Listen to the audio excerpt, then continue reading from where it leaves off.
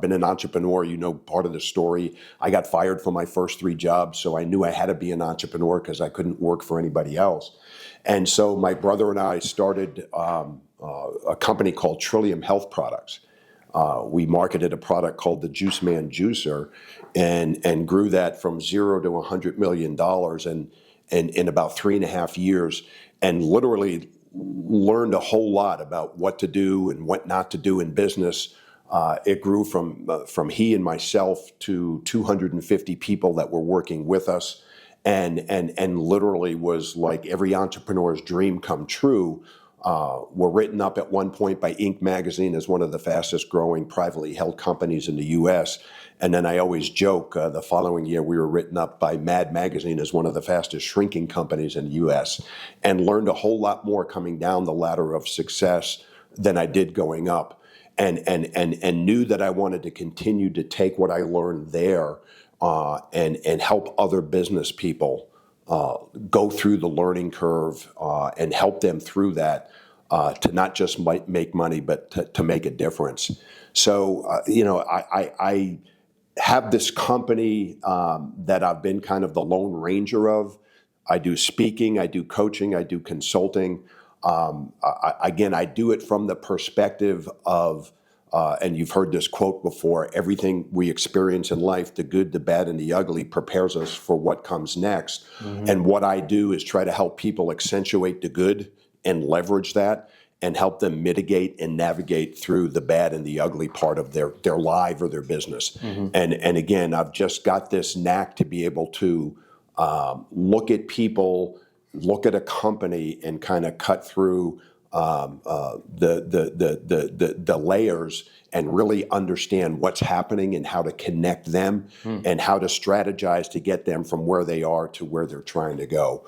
So that's what my company does right now, and what I'm looking to do is be able to move from just working one-on-one with a client, which I love to do, but through the process have been encouraged by Stephanie and other people I've worked with to get my be able to leverage my content for people that either can't afford to work with me in my company or that could benefit from a scaled down version of making that content available to as many people as possible. For sure.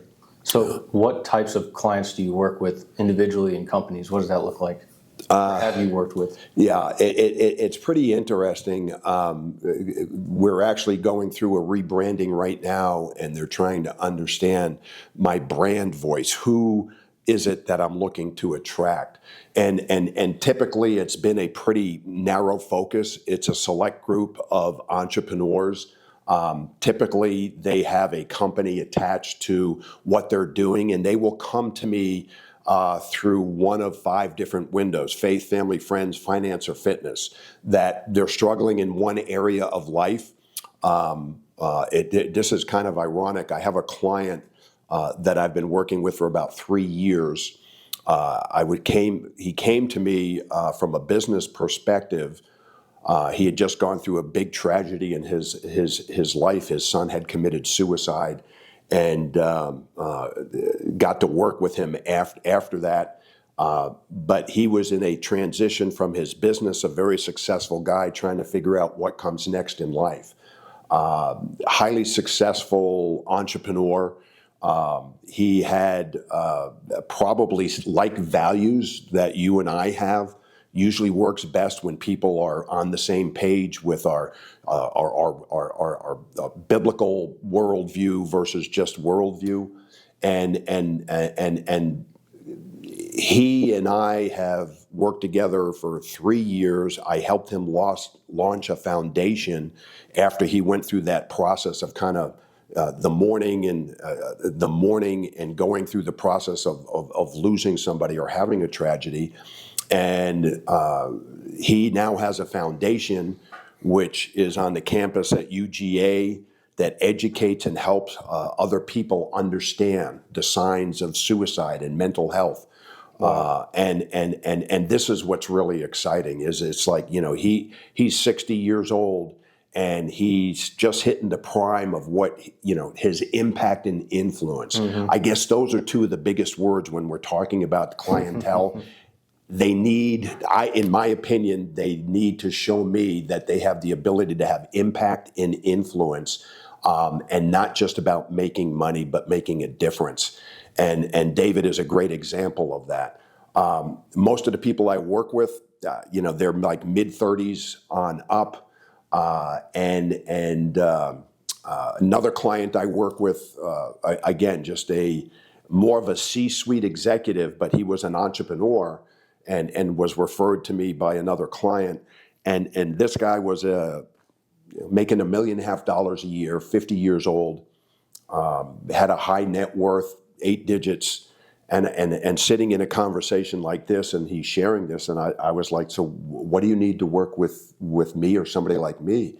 And he puts his head down and he goes, Steve, I have no joy in my life. And so many people, I think, have this kind of God-sized hole, and they think if they fill it up with houses and cars and bank accounts and trips and jets and helicopters, whatever it is. But what they come to find out is that none of that stuff matters. And don't get me wrong, I've had some real high highs and some real low lows. And what I've found is that the most important things in life are the things that money can't buy. Your faith, your family, and your friends. So what I do is try to instill that with everybody. Like, if you want to work with me, it can't be because you just want to double the size of your business. You want to double your income. That's part of it. But it's like the rest of the pie. We're going to work on your relationship. We're going to work on your faith. And again, when I say faith, I have clients that are, of the Indian culture. I have clients that are of the Jewish culture. I help them, again, to build their faith. I don't take my faith and try to make them practice my faith. They know where I stand. They know what my beliefs are. But again, I'm a true believer that everybody can contribute in their own ways to helping make the world a better place. But I would say predominantly most of the people I work with are like-minded values, like-minded faith, and really help them, do a deep dive on how is your relationship doing with your wife at home? Because if things aren't going good at home, then typically it's going to have a ripple effect into the business. And if you're an entrepreneur, literally you can't be your best if everything's not going right at home. So, I've been certified as a Symbis facilitator. Symbis was developed by Les and Leslie Parrott, two of the top Christian gurus in the country. They developed the whole back end for eharmony.com and have written 20 or 30 books on relationships. And Les is a good friend. I met him when I was in Seattle starting one of my companies. And they wrote a book called Saving Your Marriage Before It Starts, and that's what Symbis stands for. So I will work with people and give them the assessment that Les and Leslie have developed online, and then come back and facilitate and look at, okay, how do you guys communicate better? How do you get on the same page? And tie that in, again, faith, family, friends, finance, fitness. If you want to be the best at work, you have to better communicate and interact with your spouse at home. So it's really cool the way people come in. Sometimes they come in through the relationship funnel. Sometimes they come in through the business funnel. Sometimes they come in because they're struggling with their health. And what's really cool is I've got relationships and networks where I have some of the best people in the country. If I don't know how to do it, I can refer them into those relationships, which is another part of working with somebody like me, is because we just have really good connections. I don't know everything, but I know a lot. As I said before, I'm sometimes short on words, but long on wisdom. And I think in the world today, Hunter, and you've seen this, there's so many talking heads that are out there that have no credibility whatsoever. 85% of young women under 25, their career goal is to be an influencer. And how can you influence somebody if you have no life experience to be able to convey to them? And the Bible always talks about seeking wise counsel. And I really think that's a big differentiator why people would want to work with us, is because there is wise counsel in there. You're still experiencing life and learning some of those things, but you've had some big transitions, the way you used to live your life and the way you live it now. And you and I kind of came from a same thing, kind of a tough background, and literally found people that wanted to pour into us to help us navigate the potholes of life. And again, I just love going back to that quote, that everything you and I and everybody else experiences in life, the good, the bad, and the ugly, prepare us for what God wants us to do next. The problem is a lot of people get stuck in the ugly when something bad happens, and they lose their money, they lose their job, they start doubting God, they start isolating, they start looking to fill the void up with, I call it sex, drugs, rock and roll. It eases the short-term pain, but it's not very lasting. And again, what I try to do, and just to set the record straight, I've been through all of that. Me too. Me too. And it's amazing that we're able to sit here having come through that, and given the opportunity to share those experiences and help other people so they don't get stuck there, number one, and number two, learn how to leverage whatever gift that they have been put here with, to make a living and make a difference. Yeah. So you obviously started as an entrepreneur, but did you know the whole time you were going to end up being a coach, or when did that kind of click for you? Yeah, it's funny. I knew as far back as I can remember that I wanted to be in business for myself. My dad, was in business for himself. He owned a restaurant, had his first heart attack when he was 39 years old. They told him that he had to do something a little less stressful. I think having 8 kids had something to do with the stress. I just can't imagine. And these were the days when, he would smoke 2 packs of non-filtered Camels a day, and doctors would almost prescribe it back then, that it was good for you. So, my dad ended up dying of a heart attack when he was 46 years old. And so I always had this passion. I knew I wanted to be in business for myself. I knew it was going to be health related. That was part of the why behind Trillium Health Products. I wanted to educate people about good health and proper nutrition, and didn't want them to go through what happened to my dad and to go through what I went through with, living without a dad since I was 13 years old. So that was kind of the passion and the background behind it. And I think the coaching part just came from people that continued to pour into me. I met a couple of guys that played professional sports. And again, it was pretty amazing. Those guys had coaches. They were some of the best athletes out there, but they had batting coaches, they had pitching coaches, they had fielding coach, they had people that had kind of been there, done that, coming back and pouring into them. And I've always had lots of people that poured into me, poured into my wife. And so somewhere along the way, it just clicked for me. As I was starting the business, do I want to build another business that has 250 people and has millions of dollars of overhead, or do I want to take what I've learned and share that with other people? And that's when it started to happen. I think in my early 40s, really got the inclination that hey, everything I'm doing on a personal and professional level is kind of pouring into other people, teaching other people from the lessons that I've been through. And then, as part of that, this book had kind of been in my conscious or subconscious for years. I wanted to write a book, but how does a strong C- student write a book? It was always that mental block. And literally, it wasn't until I kind of reframed it. It's like, why not? Why can't I write a book?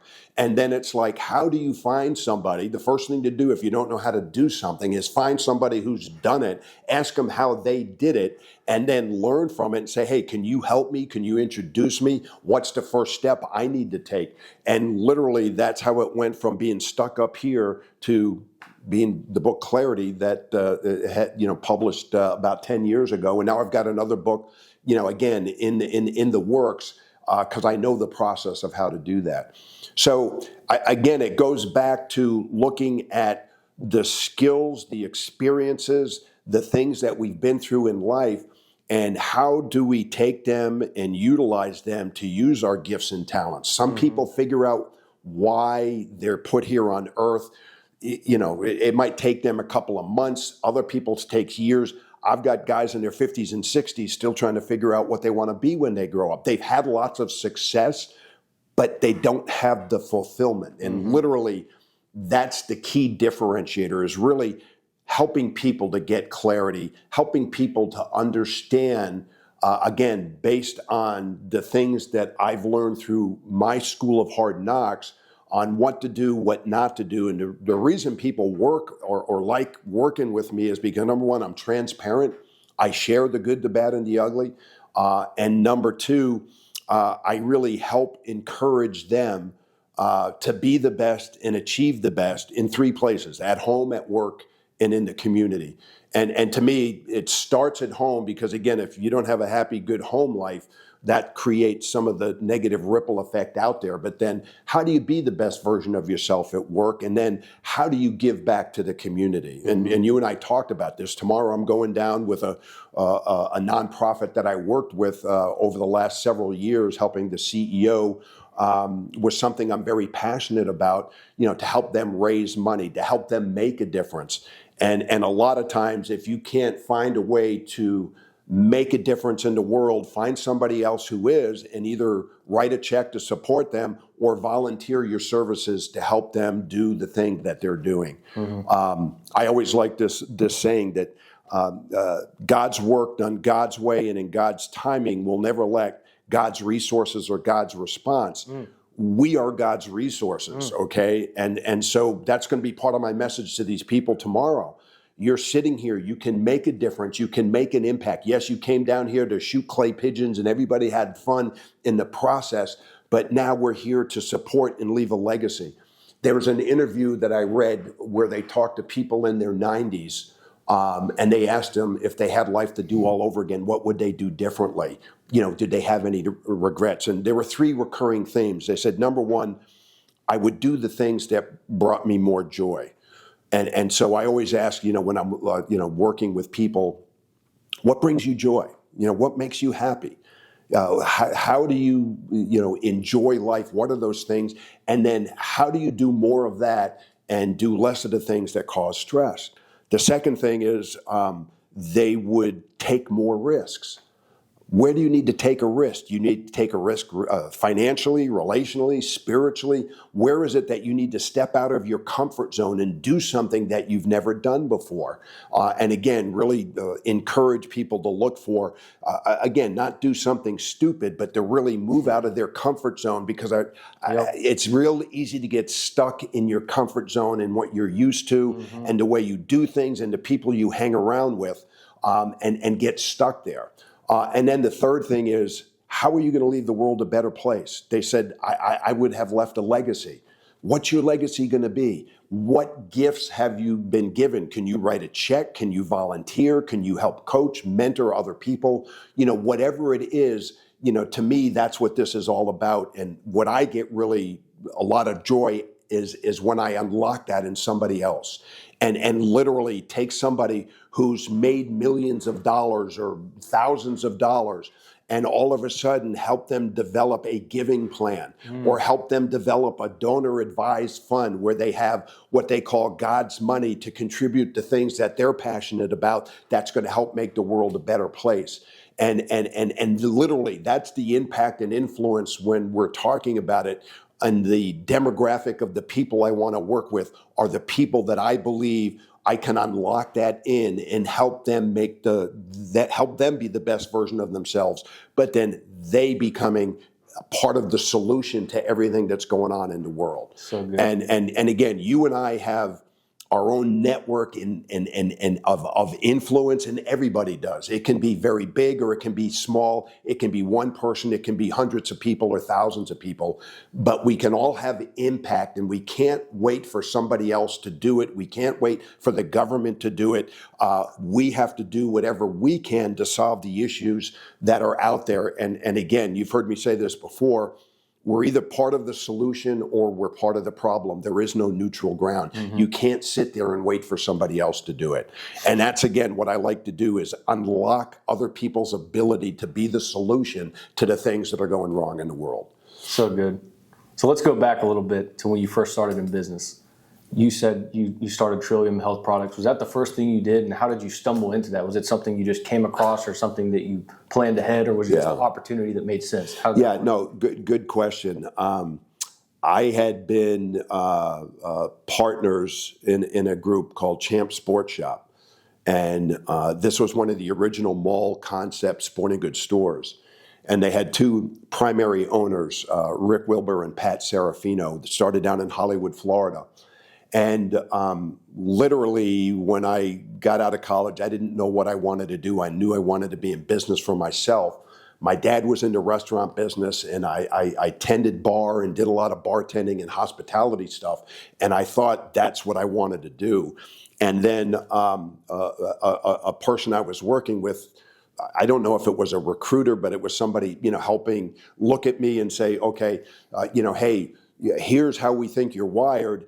And because I played football in college, they said, we have this sporting good opportunity. You want to go take a look at it? And long story short, I started working for this company in Daytona Beach, making a whopping $1,000 a month, working 80 hours a week, selling athletic shoes. This was back right about when the Michael Jordan phenomena started.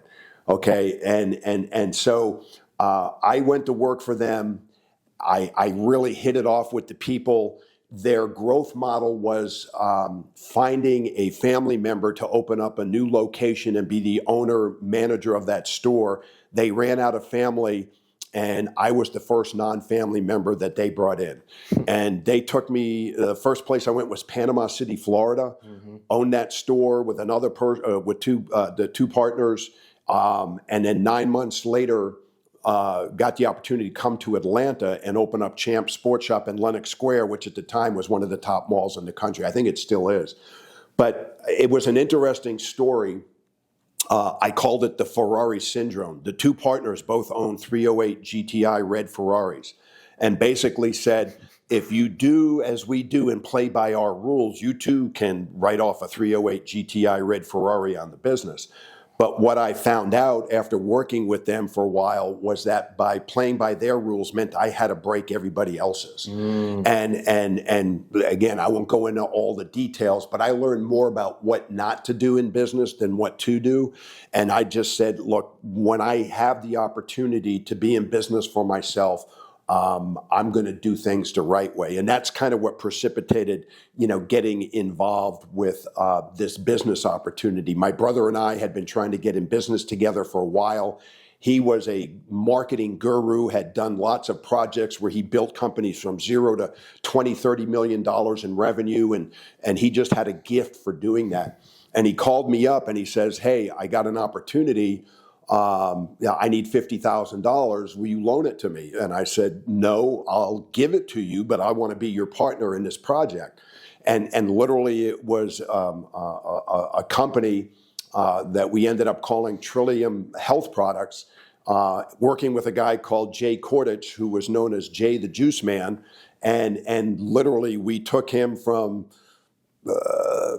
somebody that really nobody knew, and through the marketing and using TV infomercials and live seminars, we grew the company from zero to $100 million in 3.5 years on a $50,000 home equity line of credit. That's awesome. And in the process, just learned a whole lot about growing a business, growing a company, developing a brand.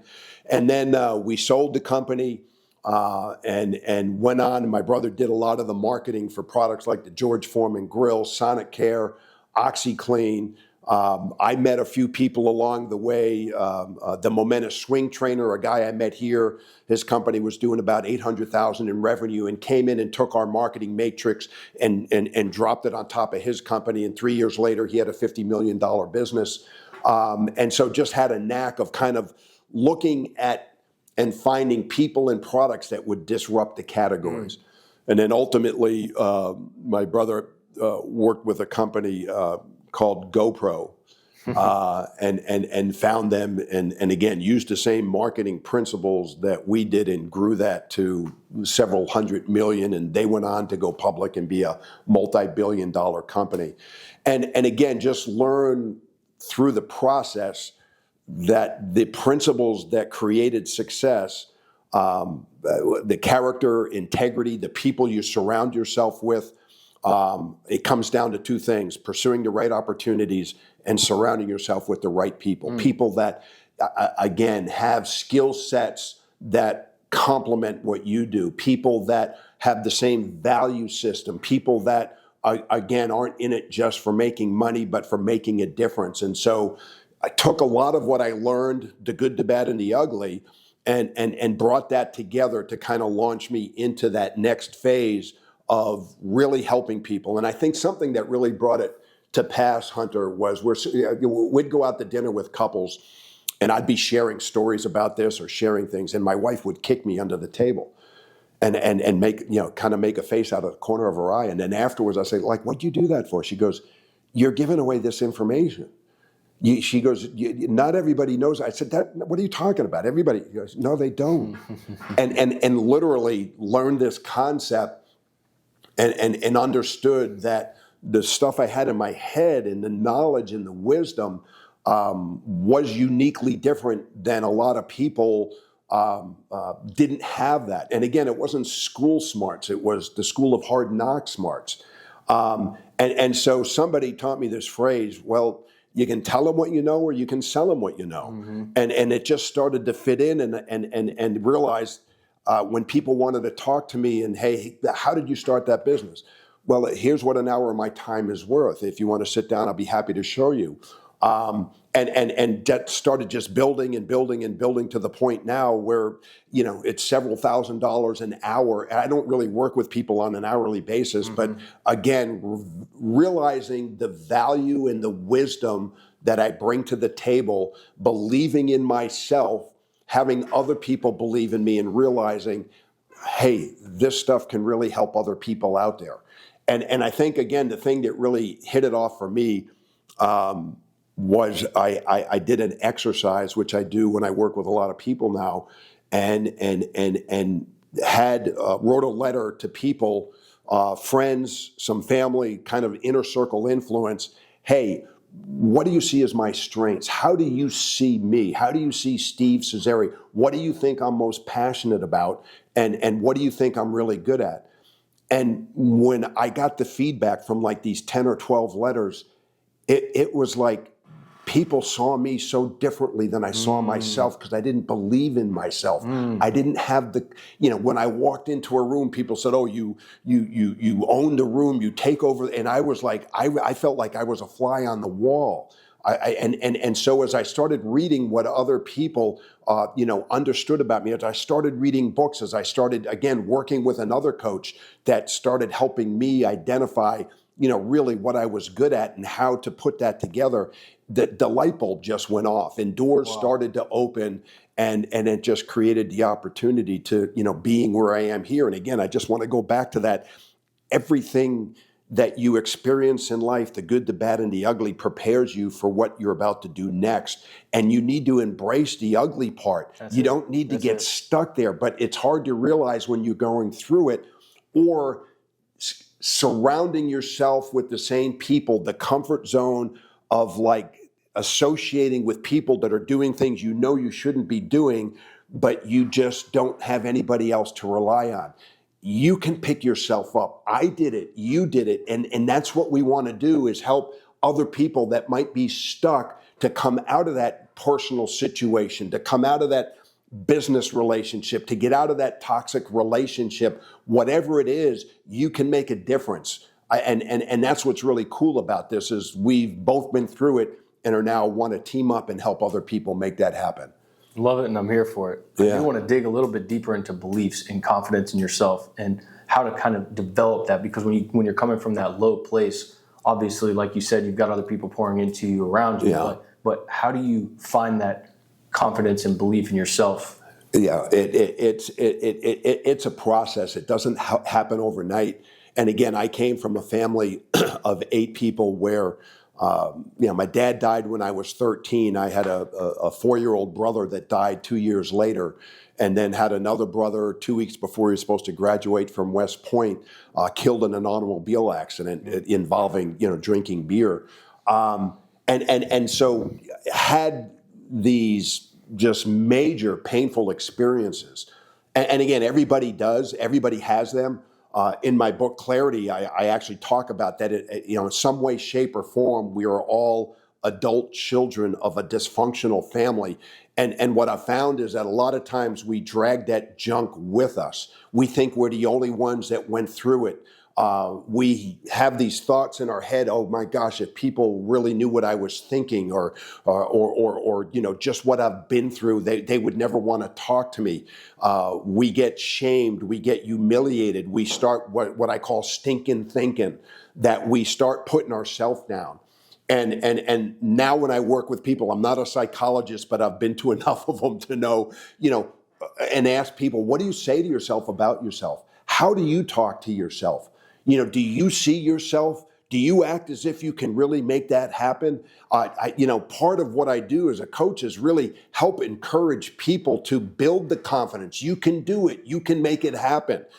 To really help them create the positive affirmations in their life. The words have such power over us. The words we say to ourselves, the words people have said to us in the past. And so what I have done is learned how to kind of, compartmentalize it. It's funny, where's my keychain? I literally went and saw a friend of mine years and years ago who charged me $175 an hour. And he gave me this little key. And he said, Steve, we all have skeletons running around in our closet. Mm-hmm. The idea is you don't want to let them take over your whole house. You want to keep them locked in the basement. And he gave me this key as a reminder. And it's so funny. You've heard me talk about this. I came home and shared it with my wife, and I said, "Honey, I got to figure it out. I got these problems. I'm trying to deal with them, but I got to keep them locked in the basement, and so that they don't take over my whole house and make me do negative stuff." And she didn't say anything. She walked in the other room, and she came out, and she had this key this size, and she says, "You need a bigger key, because you have so many problems." So we all have problems. We all have things that we're trying to overcome. And so much of it is, if you need to get professional counseling, do it. Mental health is such an issue nowadays. Nothing good can happen in your life till you get yourself straight up here. And the things we say to ourselves, the things we believe about ourselves, are usually what other people have told us. And we have to get to a point where we can own that, where we can understand that I went through a lot of difficult things when I was younger, but once you learn how to surrender them, once you learn that other people have been through it, it becomes your best opportunity to take the things that hurt you and start helping other people get through those same things that they did. And I've got a list of affirmations that I use, that I pump myself up. When I start going down the wrong road or I start getting negative, I have to go back to those, again, either a Bible verse. I can do all things through Christ who strengthens me. If God is for me, who can be against me? Steve, you can do this. You were made to help and encourage other people. I have to be my biggest cheerleader in order for me to be able to manifest that on the outside. If you don't believe in yourself, nobody else is going to believe in it. If you're not passionate about what you do, nobody else is going to absorb it the same way that you do. And so again, it's learned. There's process, there's steps you can do. There's some things I have in my book that talk about, steps you can take on how to build your confidence, how to build your self-esteem, and how to get out of that stinking thinking mentality. So, love it. Well, this kind of segues me a little bit. You wrote a book on this, right? Clarity. It's how to find it, get it, and keep it, right? How to get it, how to keep it, how to use it to balance your life. Yeah. Okay. So, what is clarity to you? Clarity to me is really knowing what your purpose is. What brings you joy in life, and then taking the action steps to go out there and do it and make it happen. So much of my life, I just kind of reacted to things as they happened rather than be intentional, moving into direction, because I didn't know what the direction was. I was so inundated with the world owes me something because I lost my dad. I lost two brothers. I had this pain inside here. And didn't have clarity. So I just, again, reacted to life as it happened. If it wasn't for sports, I probably wouldn't be sitting here. I was a pretty good athlete in high school, and I went on and got a scholarship to play football in college. Sports kind of kept me between the lines, even though I did some things outside the lines. But really, if I didn't have sports and the coaches that poured into me, we probably wouldn't be sitting here having this conversation. So, clarity is really just having a clear picture of what I want to do on a personal and professional level, and then developing an action plan, 1 hour at a time, 1 day at a time, 1 step at a time. So many people get hung up with, paralysis by analysis. In the book, people say, well, Steve, what's the difference between people that do and people that don't? And I'm like, okay, this is very profound. Hang on. This is very, very profound. You need to hear this. And I say this in the book, and I say it all the time. The people that do, and the people that don't. Lots of people have ideas about wanting to start a business, wanting to, ask that person out, wanting to get married, but they get stuck in their head. They get stuck in their comfort level. They get stuck in their stinking thinking, and they don't take the first step, the first action to move in the direction that they want to go. Everything we're doing right here started with a conversation, started with me meeting you through a nonprofit that, again, started as an idea that I helped somebody take the action steps that created the reality of Purpose on Tap. So everything that we want to do in life begins and starts up here. And literally, I just help people get clarity. And as I told you before, I'm pretty good at understanding how to get it out of their head, get it down on paper, write it down, make it happen. The average person has 64,000 thoughts. And for guys, it's even worse because 60,000 of them are about the same thing. And so the whole idea is, how do we get those thoughts down and create goals? Goals basically tell your brain what to think about. Once people know what to think about and create an action plan to do it, anything they want to accomplish in life, personally and professionally, they can do. So That's what clarity means to me. Okay, so give us 1,000-foot overview of the book Clarity. What is the steps, and how do you walk people through it? Yeah, well, clarity, again, to me, is just me sharing kind of my personal story, the good, the bad, and the ugly. Again, so people relate that anybody can do this, okay? A C- student with that's gone through all these tragedies in life, and I like to say it this way, God's favorite color is transparent. Being authentic and transparent is a big part of it, not pretending to be somebody else. Be the best version of yourself, because everybody else is already taken. So in the book, I teach you how to be the best version of yourself. And the process really is unlocking your thought process and getting you to create some habits and some actions that start to move you in that direction. I can't tell you, for the better part of my life, I was trying to be somebody else instead of using the gifts and talents, because I didn't realize I had them, that God gave me. And so the book will help take you through the process, learning from the mistakes I made and learning from the successes that I did, along with specific examples and exercises to help you unlock what we call your genius. Your genius is kind of a crossroads. I learned this when I was partners with the New York Times bestselling author Tommy Newberry. Genius is the crossroads of what you're most passionate about, and what you really do well. And that's part of the process, is helping people understand what they do well.